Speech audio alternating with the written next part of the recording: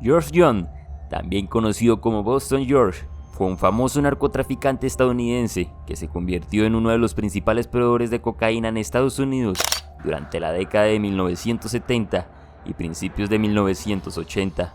A pesar de su enorme riqueza, Young continuó el negocio del narcotráfico y no pudo detenerse incluso cuando tenía 100 millones. Como narcotraficante exitoso, Young estaba acostumbrado a un estilo de vida lujoso y a grandes ganancias. La adicción a la riqueza y a los beneficios materiales puede haberlo llevado a continuar en el negocio, ya que podía permitirse mantener su estilo de vida extravagante. Junto con su pasión por el dinero, Young también era adicto a las drogas. La cocaína, la cual traficaba, era una de sus drogas de elección. La adicción a las drogas puede haber nublado su juicio y dificultado su capacidad para dejar el negocio, incluso cuando tenía una gran cantidad de dinero. El narcotráfico es una actividad ilegal y extremadamente peligrosa.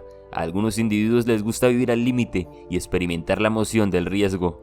Young puede haber sentido una gran adrenalina y satisfacción de eludir a las autoridades y burlar las leyes, lo que puede haberlo impulsado a continuar en el negocio. A lo largo de su carrera, Young creó lazos estrechos con otros narcotraficantes y personas involucradas en el submundo de las drogas. Puede haberse sentido leal a ellos y no querer dejarlos en banda, e incluso si eso significaba continuar en el narcotráfico. Cuando la gente ha estado involucrada en actividades ilegales durante mucho tiempo y ha acumulado una gran riqueza, puede ser extremadamente difícil dejarlo todo y cambiar el estilo de vida. Young puede haber sentido que era demasiado tarde para cambiar y que no tenía otras opciones más allá del narcotráfico. Young finalmente fue arrestado y condenado a prisión en múltiples ocasiones. Su historia de vida fue inmortalizada en la película Blob de 2001, protagonizada por Johnny Depp.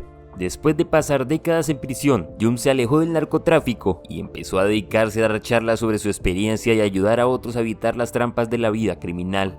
Bienvenidos a un nuevo video. Si te agrada este tipo de contenido, sé parte de nuestra comunidad suscribiéndote a nuestro canal, es gratis. La vida de Young, cuyo nombre se hizo conocido gracias a la película Blob, protagonizada por Johnny Depp, estuvo marcada por su papel como el principal responsable de la importación de cocaína en Estados Unidos durante la década de 1970 y principios de la década de 1980. Durante su encarcelamiento en la cárcel federal de Danbury por tráfico de marihuana en 1974, Young conoció a Carlos Leder Rivas, un joven colombo-alemán que lo introdujo en el mundo del narcotráfico internacional. Juntos establecieron una red de operaciones utilizando las Bahamas como punto de reabastecimiento de aviones y sobornando a personas en su camino para evadir la detección. Young ideó un audaz plan para transportar grandes cantidades de cocaína desde los laboratorios de Pablo Escobar en Colombia hasta Estados Unidos. Ganó millones de dólares en esta operación, convirtiéndose en uno de los intermediarios más influyentes del negocio. Sin embargo, su asociación con Leder llegó a su fin cuando este decidió expandir sus ambiciones y construir un imperio de transporte por su cuenta. A pesar de ser excluido por Leder, Young estableció una línea de negocios más modesta con Escobar, que le permitió continuar su lucrativa actividad. Sin embargo, en 1987 fue arrestado en su mansión de Naughton Beach con una gran cantidad de cocaína, poniendo fin a su carrera y llevándolo a enfrentar una dura realidad. El ex narcotraficante estadounidense George Young se atravesó dos veces en la vida de Carlos Leder, una para hacerlo rico en el trasiego de cocaína y otra para hundirlo con su testimonio en una corte de Estados Unidos. En las dos consiguió lo que se propuso. Carlos y Young estaban en la misma celda cuando fueron encarcelados por primera vez. Para ese entonces Carlos estaba siendo acusado de posesión y venta de marihuana. Miraba alrededor para inspeccionar el entorno en el que tendría que vivir los próximos meses, cuando un joven de unos 25 años con modales excepcionales de corteza para los estándares de una cárcel le puso una conversación. ¿Cómo está? Me llamo Carlos Leder, le dijo antes de confiarle que vivía en Nueva York, pero que su verdadero hogar estaba en Colombia. Ignorando las reglas de supervivencia de las cárceles, donde los presos no cuentan todo de entrada, Leder le dijo que había sido arrestado por distribución de marihuana y robo de un automóvil, relata Bruce Porter en la biografía de Young. Con ese saludo, en marzo de 1974, comenzó una amistad que cambió la historia del narcotráfico. Young era el hombre que más sabía de importación, venta y distribución de marihuana en Estados Unidos. Leder estaba convencido de que la cocaína era un negocio menos aparatoso y más lucrativo que la hierba alucinógena. El segundo convenció al primero en los meses siguientes y entre ambos iniciaron una empresa que inundó de cocaína por aire a los Estados Unidos. Todo esto en tiempos en los que el gran proveedor de la droga, Pablo Escobar, se limitaba a enviarla en pequeñas cantidades al interior del doble fondo de los equipajes de humildes pasajeros. Antes de la existencia del binomio June-Leder, la cocaína incautada en Estados Unidos se contaba por gramos. Con la irrupción de los amigos de prisión, se empezó a registrar en kilos y toneladas. Esa colaboración cuando estaban en la cárcel fue la chispa de un nuevo movimiento, de cómo las drogas iban a trasladar de Sudamérica a Estados Unidos. Explicó a Univision Richard García, exagente del FBI a cargo de June. La operación se extendió ampliamente al punto de que el 80% de la cocaína que entraba al sur de la Florida venía de ese método de transporte desarrollado por George y Carlos. June, hijo de un vendedor independiente de aceite para calentadores de invierno en suburbios de Boston, descendiente de un inmigrante holandés, se crió en un hogar de clase media sin agobios económicos hasta que su padre lo perdió casi todo en las apuestas de carreras de caballos. Su carácter hiperactivo cuando niño, por lo cual su madre tuvo que llevarlo al médico familiar, afectó su rendimiento académico. El médico recomendó ponerlo bajo un chorro de agua cada vez que estuviera frenético. June nunca fue un buen estudiante, lo que compensó con sus destacadas actuaciones en los equipos de fútbol y béisbol del colegio. Tuvo varios empleos, el más estable de ellos cargando ladrillos y gravilla en Weymouth.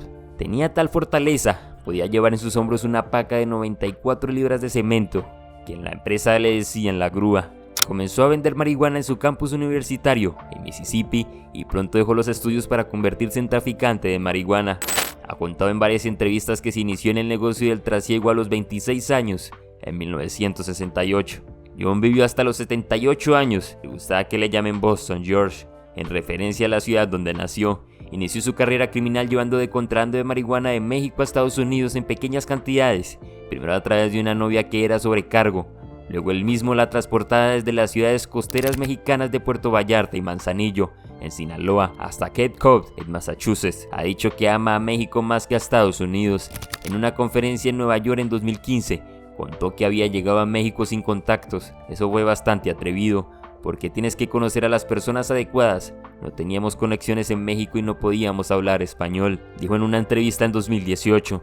En un par de semanas después, dijo en otra entrevista que consiguió un proveedor que le vendía 1 kilogramo de marihuana en $20. Luego él podía revenderlos en unos $330 en Estados Unidos. Aprendió a pilotar aviones privados y hacía una escala regularmente en Puerto Rico. En otros viajes llegaba a Estados Unidos con su carga desde las montañas de Durango, en México, y cruzaba la frontera de noche, a través de pasos fronterizos poco vigilados en un parque estatal en Nuevo México. June también ha relatado que llevaba la droga al desierto de California en avión, luego atravesaba el país en furgoneta hasta Hartford, Massachusetts, donde la compra estaba garantizada, porque era una ciudad universitaria con un alto índice de jóvenes que consumían marihuana. El periodista Bruce Porter, quien escribió un libro sobre June, relató que en aquellos días el joven traficante se intoxicó con tequila en una corrida de toros en Mazatlán, Sinaloa. Se enfermó bajo el sol abrasador de esa ciudad costera y vomitó sobre personas sentadas frente a él, que resultaron ser el alcalde de la ciudad y su esposa. June descubrió pronto que debía entrenarse como piloto experto. Durante un mes tomó más de 30 horas de instrucción como piloto en Santa Mónica, en California. Después, ya había calificado para volar según las reglas de vuelo visual. Empezamos con aviones pequeños, solo podíamos traer 300 libras en cada viaje. Luego conseguimos aviones más grandes y comenzamos a traer 1000 libras, dijo June años más tarde en una entrevista. June fue arrestado y liberado en México poco después, pero eso no lo detuvo. En 1974, este hombre alto de piel muy blanca y cabello lacio, largo y rubio, que fumaba constantemente, fue arrestado en Chicago por contrabandear 300 kilogramos de marihuana. Lo trasladaron a la cárcel de Danbury, en Connecticut. Allí conoció a Carlos Leder, un compañero de celda colombiano que hablaba perfecto inglés, y lo introdujo al millonario negocio de la cocaína. Leder había sido arrestado en Miami en 1973 por posesión de marihuana y condenado a 3 años de prisión. Llevaba 8 años viviendo en Estados Unidos. Llegó desde Colombia, después de escapar de un estricto internado donde su padre lo recluyó tras la separación de su madre. El joven colombiano de ascendencia alemana había tenido empleos precarios en Nueva York y en Long Island. Antes de la condena por marihuana, fue detenido por robar automóviles. Cuando conoció a June en el penal de Danbury, Leder aprendía con avidez de varios de otros presos sobre aeronavegación y finanzas, a cambio de clases de español. Ninguno de estos compañeros fue tan cercano a Leder como June, según descubrió el periodista Porter, autor del libro Blog, que fue después convertido en una película biográfica sobre la vida de June en 2001. Para el momento en el que se conocieron, la cocaína llegaba a Estados Unidos en pequeñas cantidades a través de mulas, personas que se tragaban la droga o la escondían en sus cuerpos. Muchos de estos transportistas de droga terminaban presos cuando eran descubiertos por las autoridades de Estados Unidos. George le contó sobre sus actividades en México, cuando traía marihuana y la vendía no solo en California, sino también en la costa este. Carlos le habló de lo fácil que sería transportar cocaína en lugar de marihuana, debido al tamaño y volumen de las drogas. En las largas horas de charlas en la celda, los planes de June y Leder fueron tomando forma. George le comentó que la mejor forma de transportar drogas era por avioneta. Para ese momento, Leder concibió entonces la idea de utilizar avionetas para transportar la cocaína de Colombia a Estados Unidos. Era una forma más segura y rápida que lanchas, que podían ser interceptadas por los guardacostas de Estados Unidos. Durante el año siguiente, June y Leder planearon cómo iniciar juntos un negocio de contrabando de cocaína, primero a través de Belice y luego directamente desde Colombia. Belice ofrecía dos ventajas: tenía un gobierno débil y no había allí un tratado de extradición con Estados Unidos. Cuando June salió de la cárcel en libertad bajo fianza en 1975, se mantuvo en contacto con su amigo. Esa relación entre June y Leder transformó el tráfico de drogas, no solo en Colombia, también en México, porque los carteles en México agarraron esa idea de transportar drogas por avionetas de Carlos y el cartel de Medellín. 2 años más tarde, Leder fue deportado a Colombia y viajó a Canadá. Cruzó a Estados Unidos caminando a través de un bosque canadiense y se instaló en Miami con su esposa cubanoamericana Yemel Nacel. Con June empezaron a operar desde Miami Beach con mulas que enviaba Pablo Escobar desde Colombia, cargadas con paquetes de cocaína. June estrechaba lazos con los traficantes colombianos, quienes comenzaron a apodarlo el americano, contó al periodista Guy Glugiotta en su libro Los Reyes de la Cocaína. El sueño de un puente aéreo de cocaína entre Colombia y Estados Unidos no se hizo realidad a través de Belice, como June y Leder habían planeado en la cárcel, sino desde una pequeña isla de 8 millas de extensión en el medio del archipiélago de las Bahamas, llamada Norman's Cay. Según el libro de Glugiotta, Leder compró una casa y un terreno que abarcaba casi la mitad de la isla por $190,000. Los pagó en efectivo. June proveía el contacto para la compra de la droga en California y Leder trataba con los traficantes en Colombia, especialmente con Fabio Ochoa y Pablo Escobar. Estos obtenían la materia prima de la coca en las selvas peruanas y colombianas y luego la transformaban en cocaína en laboratorios clandestinos en zonas rurales de Colombia. Este proceso de transporte y contrabando de Estados Unidos trajo una cantidad significativa de dinero a la organización y tuvieron que lavarlo para poder utilizarlo para otras cosas. La mayor parte del tiempo el dinero se enviaba a cuentas bancarias en Panamá. Esta ruta con el tiempo convirtió a June y a Leder en millonarios. 2 años después de estar pudriéndose en dinero, la relación entre June y Leder se fracturó. Leder comenzó a tratar directamente con el comprador de la droga en California, un estilista con numerosos contactos, y sacó a June del negocio.